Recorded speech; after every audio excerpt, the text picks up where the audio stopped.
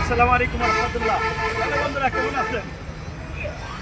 বাহিরতে বয়ে চিন্তা করেন বাংলাদেশে যাবো, এরকম একটা গাড়ি কিনবো।